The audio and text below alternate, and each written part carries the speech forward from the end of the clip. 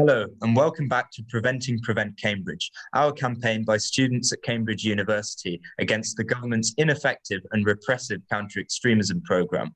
This series of interviews is designed to provide an insight into prevent policy, its consequences, and the issues that it throws up. This episode will focus on Islamophobia in Britain, which has informed the political environment in which policies targeting Muslims have been created and evolved. To discuss this, I'm delighted and honoured to be joined by Peter Oborne. Peter, thank you so much for doing this. It's a huge pleasure, Imran. Peter is a former Cambridge student. He's an award-winning journalist and broadcaster and was chief political commentator at the Daily Telegraph, from which he resigned in 2015.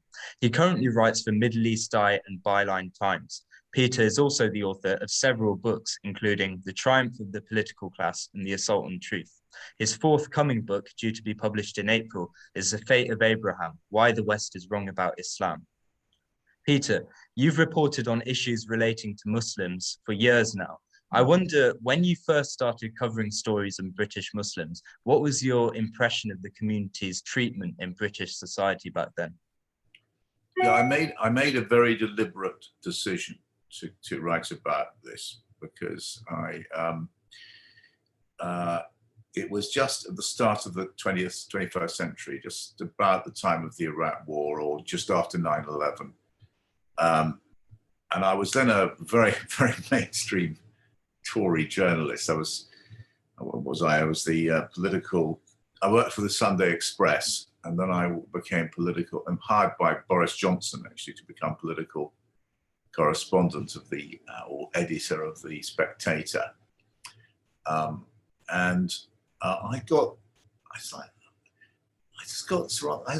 were so many stories in the newspapers about which were obviously grossly wrong and unfair about the Muslim community. And since I'd spent a long time working for, a good batch of these papers, the Telegraph, the Express, the Mail, the Evening Standard, I sort of really understood the media environment. And so I made a very deliberate decision to go and understand Muslim organizations. And in particular, I focused on the coverage of Muslims and discourse about Islam. That's what I sort of set out to do. And it was absolutely appalling, actually. I managed to convince Channel 4, Dorothy Byrne, who's now the head of, it used to be called Newhall. I think it's called Lucy, is it called something else? It's got another commercial name named after the funder. It's a Cambridge College, which in my day was called Newhall. And Dorothy, but she was news and current affairs editor. And there was an industry in the media, particularly in the TV, the broadcasters. They would go and sit inside. They would get people to go inside mosques or bookshops or Muslim organizations and sort of sit there and find and after sort of 6 months, they found some radical extremist or bigoted remark by an imam or somebody, a preacher.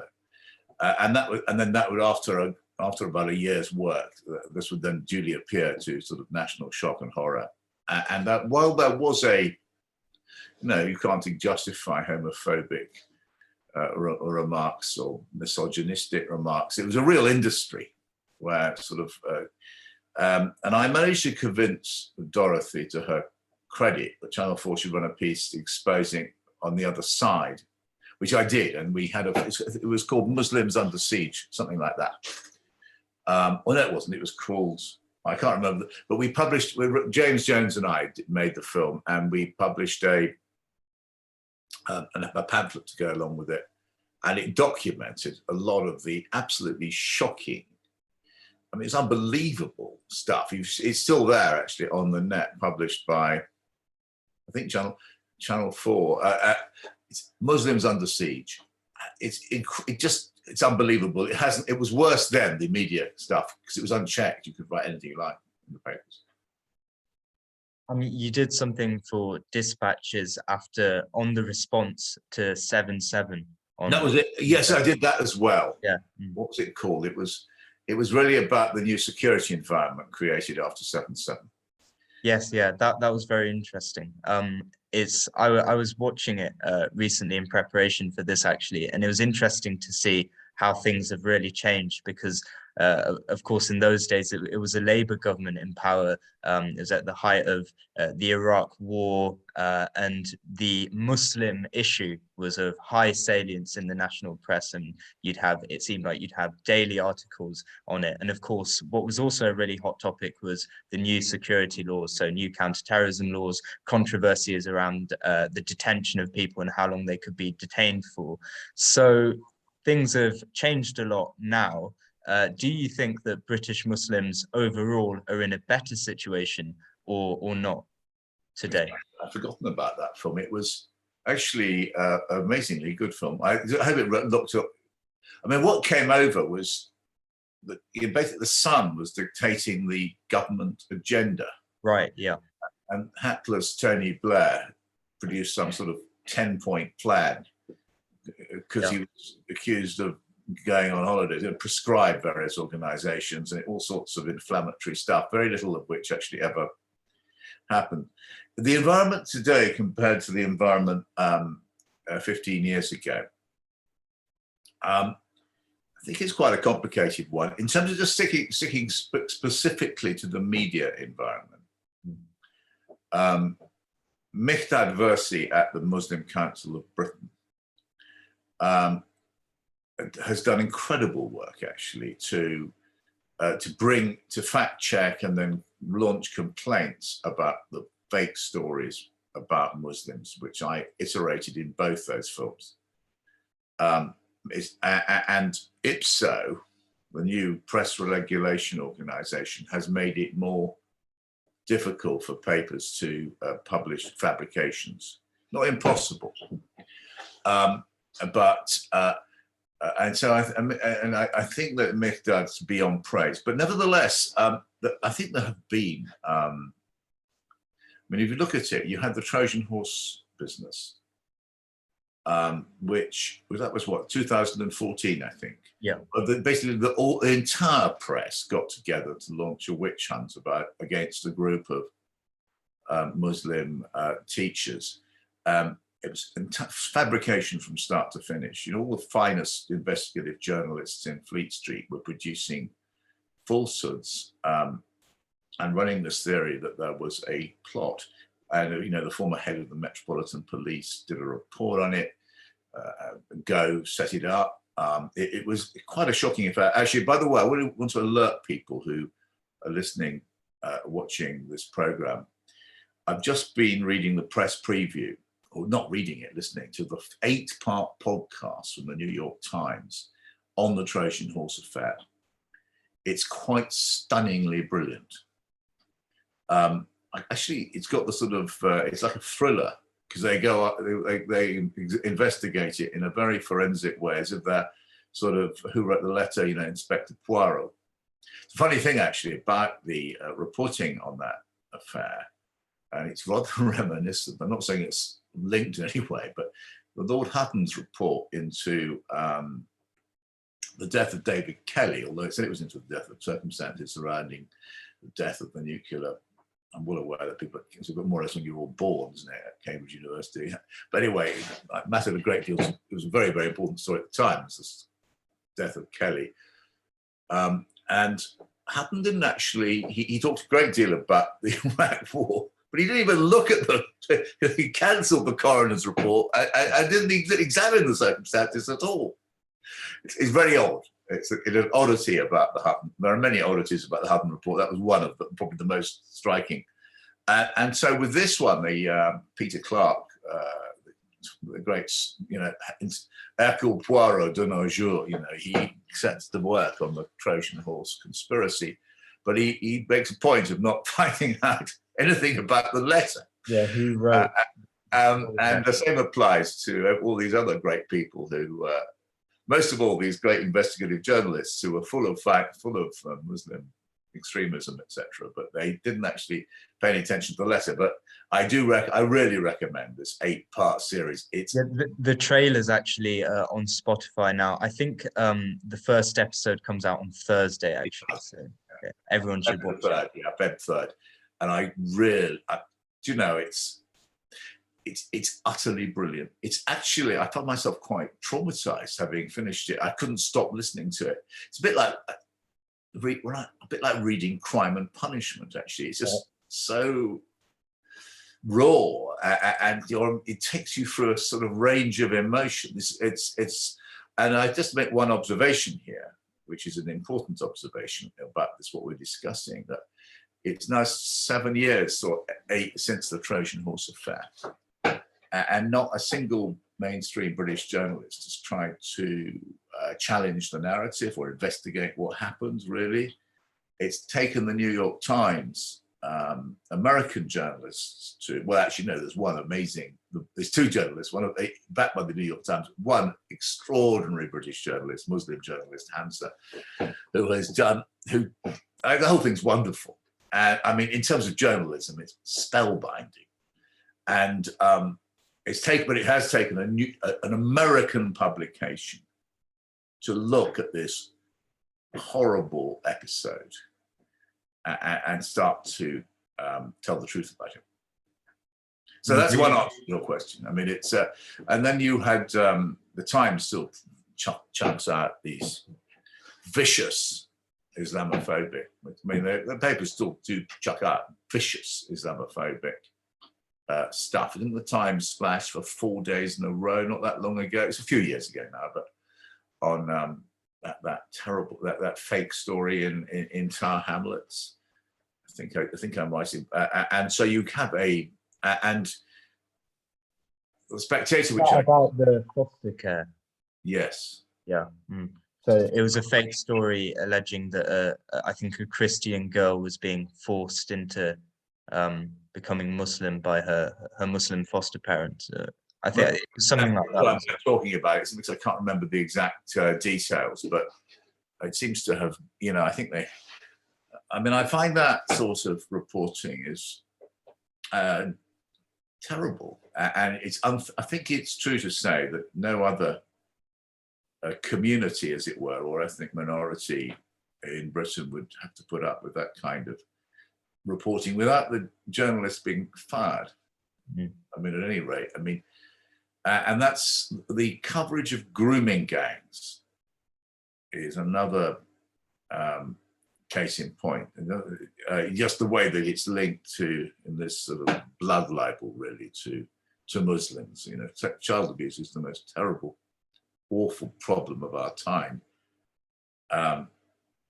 and shouldn't be minimized, or in fact can't be something which is on our sort of conscience as a society. But the way it was just aimed at Muslims was extraordinary, and including politicians, the far right, the newspapers, sort of collaboration going on there. I think it's conscious collaboration. I just think that's the way in which that thing, the media feeds off the politicians and vice versa, and it's fed by think tanks and journalists. So it's quite very weighty, this, very terrible, the way in which Muslims are misreported and Islam is deliberately misunderstood.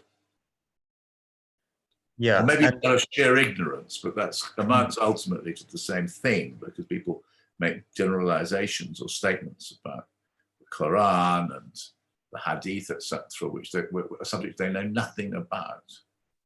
Absolutely. And on the Trojan Horse affair, by the way, the second episode of this series of interviews for the listeners was with Professor John Homewood, who is the expert on the Trojan Horse affair. He was an expert witness for the defense, and he wrote a book entitled Countering Extremism in British Schools, which really lays out in detail what exactly happened at these schools. So just, Peter, what you're saying about the extent of Islamophobia being pushed by certain sections of the British media. A report was published just last week by researchers at the University of Birmingham, which found that 25.9% of the British public feel negatively towards Muslims, and around 18% support banning all Muslim migration to the UK. Now, interestingly, the report also found that middle and upper class people are more likely to be prejudiced against Islam as a religion than working class people. And perhaps most bizarrely, nearly half of Conservative voters actually believe that there are areas of Britain that operate under Sharia law where non-Muslims are unable to enter. Are these findings surprising to you? Yeah, see, voters or Conservative members believe Voters. Voters. Yeah, you see that conspiracy theory is believed by half the Conservative voting. Well, as you know, I think, Imran, I've written a series of articles, mainly for Middle East Eye, about Islamophobia and the Conservative Party. And so they don't really surprise me at all. I've documented conservative Islamophobia. The interesting thing there actually is the most interesting one to me is this thing that middle class voters or well-educated people are more likely than people who haven't been less well-educated to be Islamophobic. Now, that's really counterintuitive, because there is a traditional assumption, particularly held, I should think, by well-educated people, that they're more quotes unquote civilized, well-informed, and that sort of thing. And yet, now the reason for that one can surmise. I don't know. Does the report surmise? Let me guess first. I mean, obviously, because I haven't read the report. It's one of the very interesting phenomena, which is the educated left as Islamophobic as the National Front, or that sort of organization. And you can see that through the writing of Polly Toynbee, for instance, who's an admirable person in The Guardian. And she's completely sincere, and she's very, she's a classic woke person. But she maybe she's checked, but she's written sort of, well, I've seen pieces by her, exposed pieces by Polly, who I like, by the way. I'm not really trying to get at her person. And she's not here to defend herself, about Islamophobia being a good thing because it's bigoted. And she does this, that she selects certain verses from the Quran in order to justify it. And I've great respect for Polly, but I doubt she's read the Quran. There are various kind of manuals for Islamophobes, which they could whack. They could choose certain verses, and they tend to be taken out of context and that sort of thing. And yeah, you understand and without the kind of proper explanation. And so what you have here, is this progressive sense that Islam is a backward religion. I think that's, which is conservative. And there's quite over all sorts of progressive issues, most recently probably LGBT issues, but also, of course, education, on literature. Salman Rushdie affair, I think, was very crucial in forming some of these attitudes. But that I think is part of. Is that what the Birmingham report said, or something like that?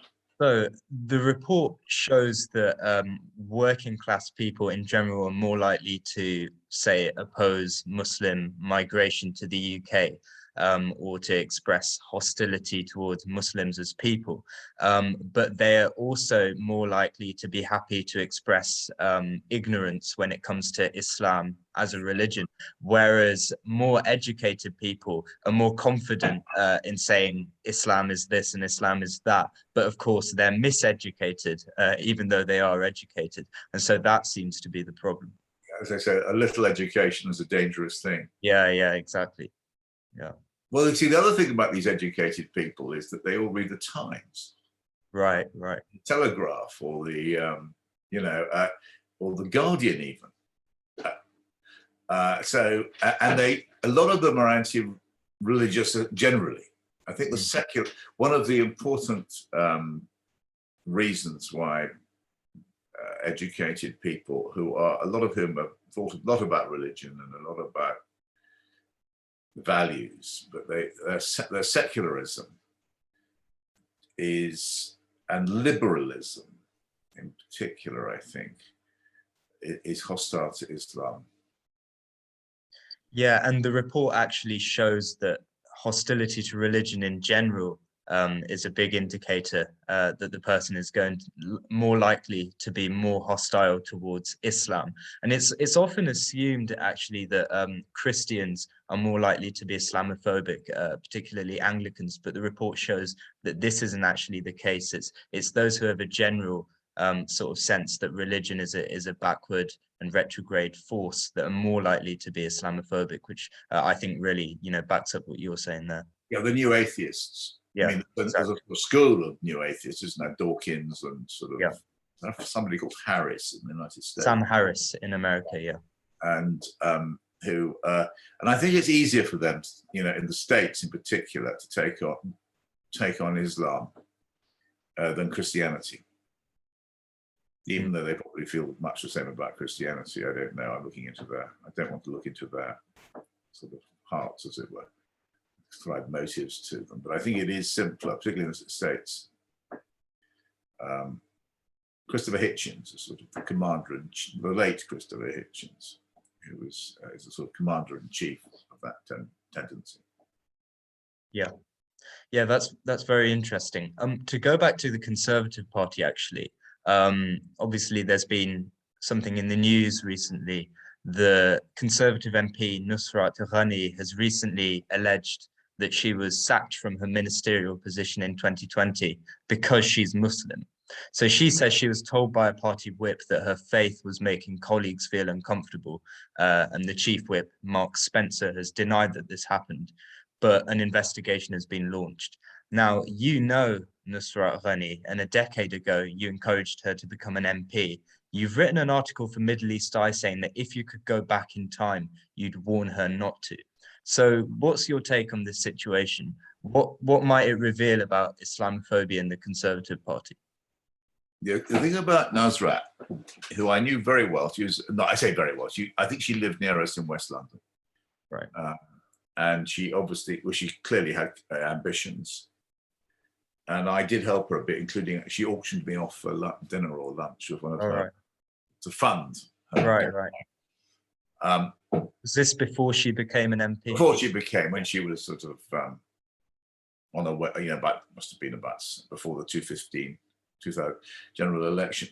And I think I urged Nusrat to make something up, not completely to forget that she was a Muslim. Obviously, you can go in as a single issue person, but she was very clear she didn't want to be pigeonholed, I think was the phrase she used, as either as a woman or as a Muslim. And completely fair enough. And I didn't really see her much after she went into Parliament. Partly, I mean, she didn't really get involved in issues like Kashmir, which is where her family originally came from. Her father, I think she was born in Kashmir, or in or Palestine, for instance. Although she has been very active on Uyghurs.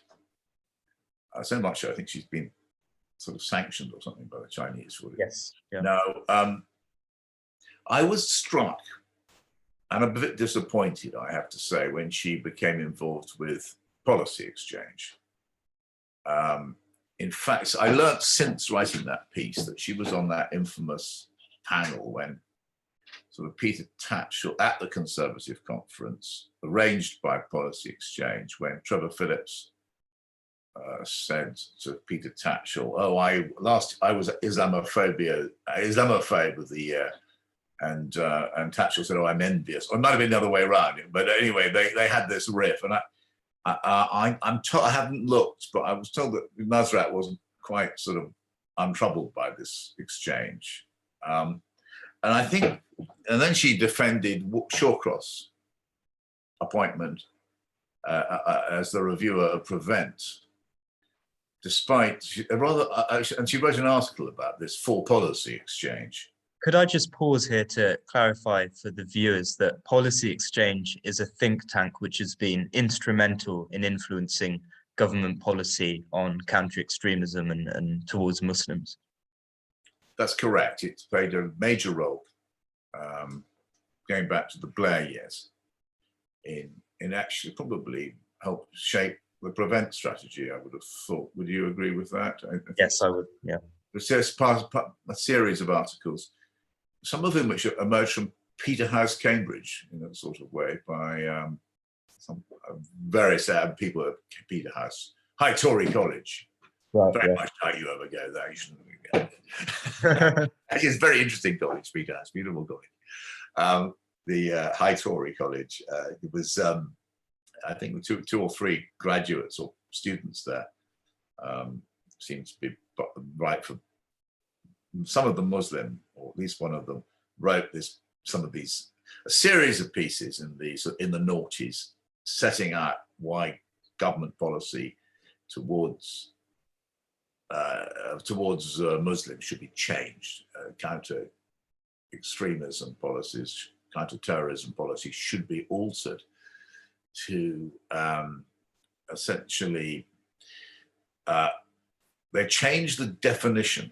I'm just trying to remember it. It's a very long day. It's been. They changed the counter-terrorism strategy from being when during the war on the during the IRA, during the Troubles, the general view was that terrorism, of course, is a terrible thing. But if you could have Republican views, and the British state would not criminalize you or anything like that, that was fine. Sinn Féin, we wanted to gross errors like Mrs. Thatcher and the British Army were that was fine, but legal.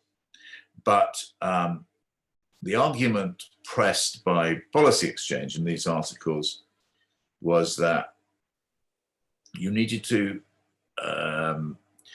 create a new category of basically called non-violent extremism. Yeah.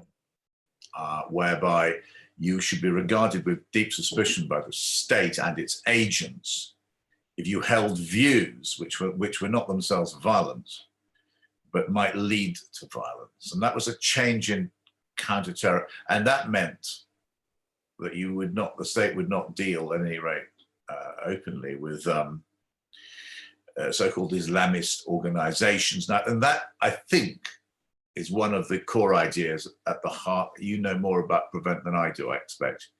So Prevent.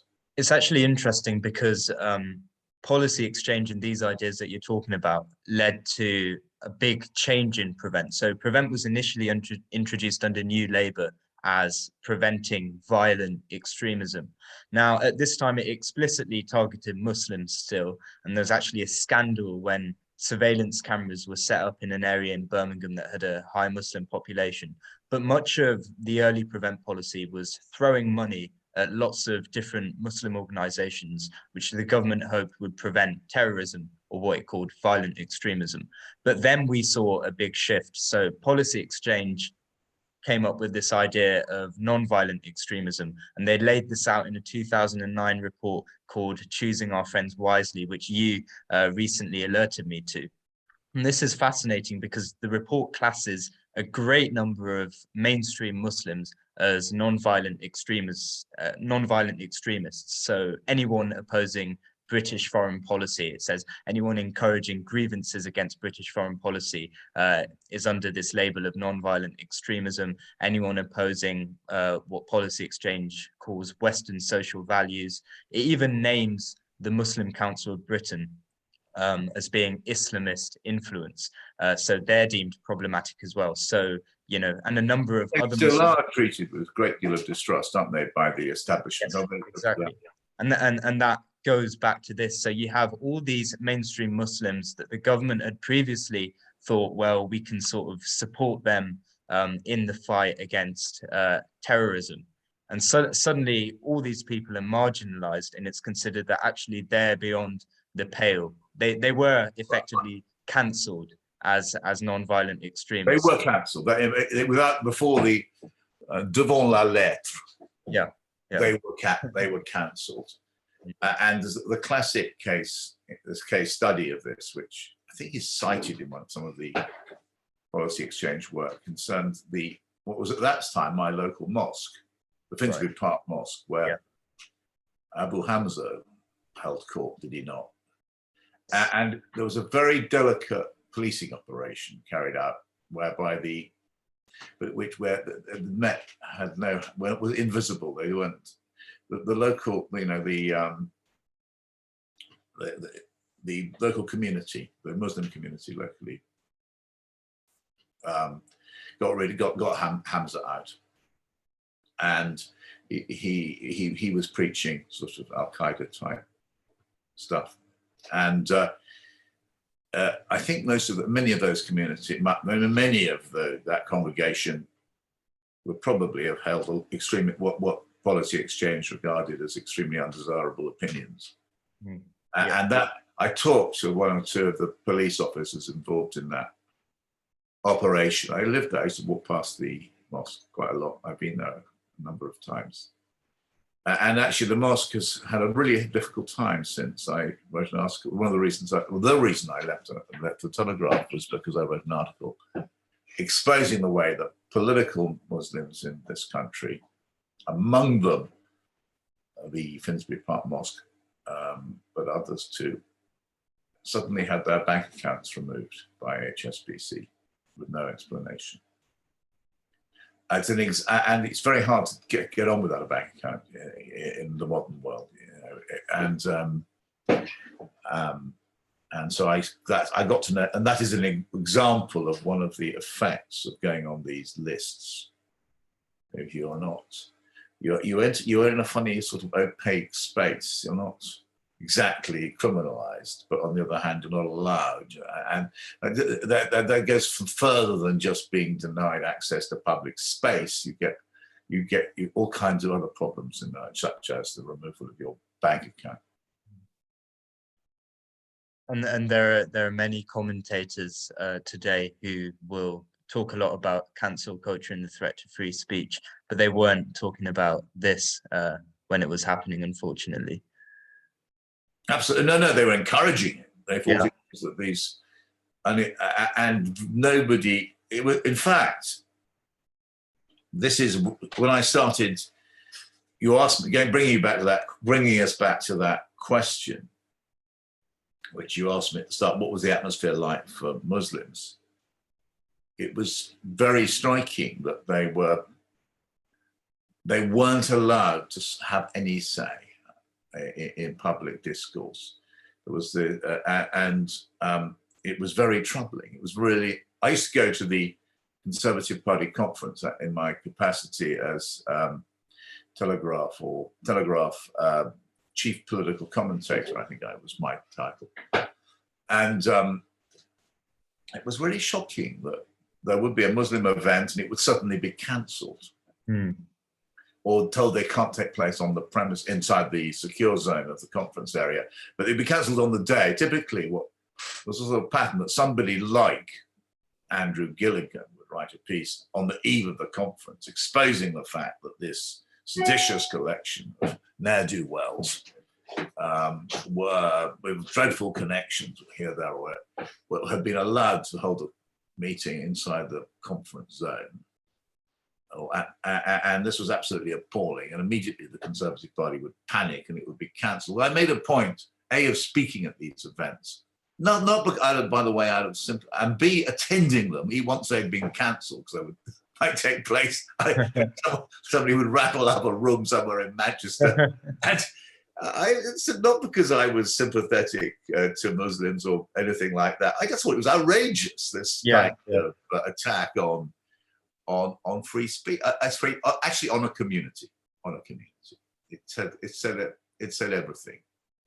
And really, this is a departure from the British norm, as you were talking about with the approach to the Troubles in Northern Ireland, because it is a new idea that you have to somehow sign up to an ideology, be considered British, and if you sort of fall out of that remit, if you have views that are perfectly legal but aren't respectable, you're not British enough. This is a completely new idea, and it has been entrenched by the Prevent program, by what the government calls muscular liberalism, and this idea of non-violent extremism. Extremism is now defined by the government as vocal or active opposition to British values, and the roots of a lot of this thinking actually go back to policy exchange.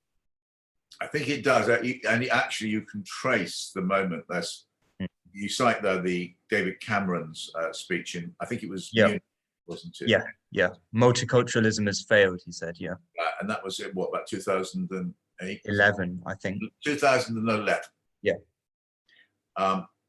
And in 2007, Cameron appoints Saeed Abbasi as his sort of community spokesman. Or spokesperson, excuse me, and he's really key. He makes a point of going to mosques, spends a week with a Muslim family, says that we have lots to learn from Islam, not just the other way around, and then so that all changes like on a sixpence, and you can definitely see. I'm sure that policy exchange was an important part of that. Michael Gove, really the very serious, he'd been, I think, the first chairman of policy exchange. I'm sure that Michael, who was very close to David Cameron and very senior within the sort of what was then called the modernizing clique around Cameron, was behind that. It was, and also Murdoch. It's quite important to understand that in 2007, Cameron brought in a Murdoch person as his political strategist or sort of communication strategist, and I'm sure that was influential.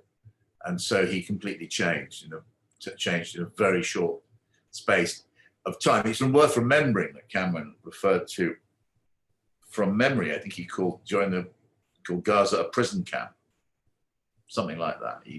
Which absolutely outraged a lot of the Israeli supporters in Parliament, and I think he got a talking to. And then he changed on that too. British, this idea of British values is very troubling. It's not actually, because these values they point at are not actually, in my understanding, they're any more British than they might be. They're liberal values, aren't they? Yeah. It's absurd to say they're just British, as if the Germany or France or, doesn't have those values. In fact, and also they suggest that British values have only been subscribed to by the British since about 1960s or something. Yeah. Or even early 2000s. These British values. They've been, in fact, they've been weaponized as a way of attacking minorities, in particular the Muslim minority. Yeah, doesn't it arise out of Trojan horse? Actually, I think. Yes. So after the Trojan horse affair, the government decided to really ramp up Prevent. So until the Trojan horse affair, Prevent was still officially only targeting violent extremism. And it was after Trojan Horse that non-violent extremism began to be targeted, and the language of muscular liberalism began being used explicitly, including actually by the chief of Ofsted, who actually said it at an event hosted by the Church of England, interestingly. And she talked about being intolerant of intolerance. But the Trojan Horse affair was sort of a watershed moment, I would say, because of course it began as a kind of security issue, people saying, well, there's something to do with terrorism here.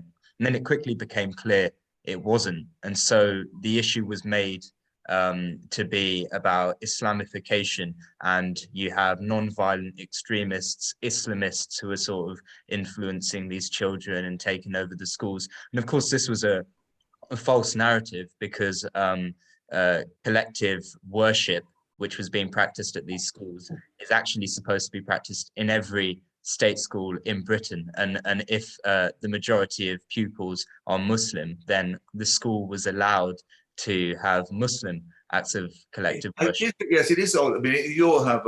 I went to an Anglican school, and we used to have. Actually, we had to go to church every day, I think. Yeah. And nothing wrong with that. I mean, actually, I think it was rather lovely. But yes, I think in the Trojan Horse school, I think about 98% of the children there. Yeah. A Muslim. Now, we're rather odd if they've been obliged to have an Anglican, the state religion, thrust down their throats. And the school had sought permission to have Islamic worship, and they'd been given that permission. And a few years before, I have a feeling that Clark, this policeman, didn't he rather object to this Muslim worship? Well, he failed to mention that being even state schools had to have religious worship, and they could get a special exemption. Yeah, this is a point that Professor Homewood makes very well, which is that there actually are no secular state schools in Britain, technically. And the Clark report completely failed to actually acknowledge this. So Trojan Horse, it was clearly there was no violent extremism, but the case was made that this was non-violent extremism, and from there, Prevent significantly expanded.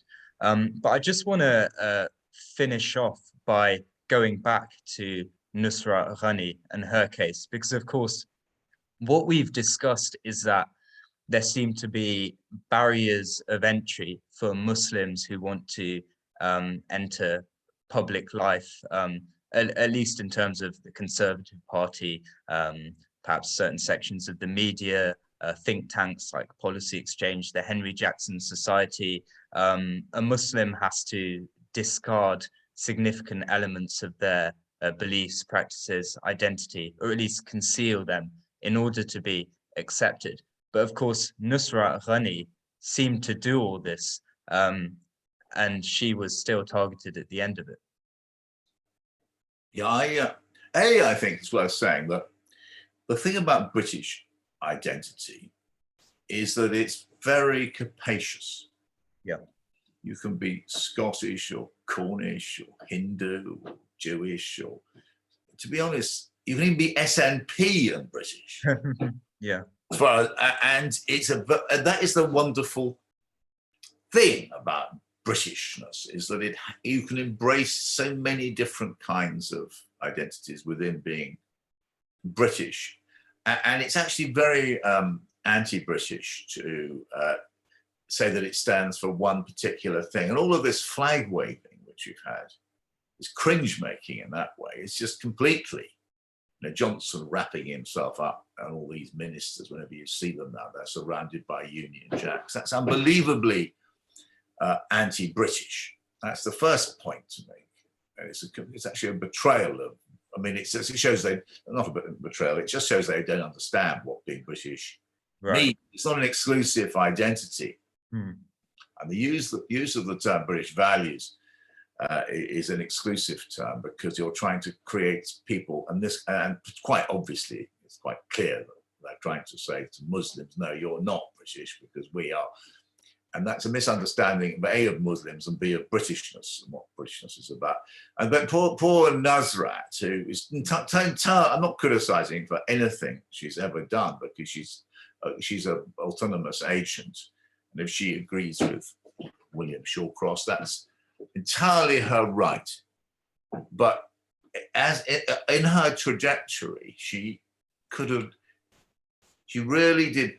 She did everything she could to fit in with the official framing of being British and being conservative, down to the fact that she wrote a piece welcoming Shawcross. She sat there apparently untroubled when Trevor Phillips and Peter Tatchell joked about how Islamophobic they were.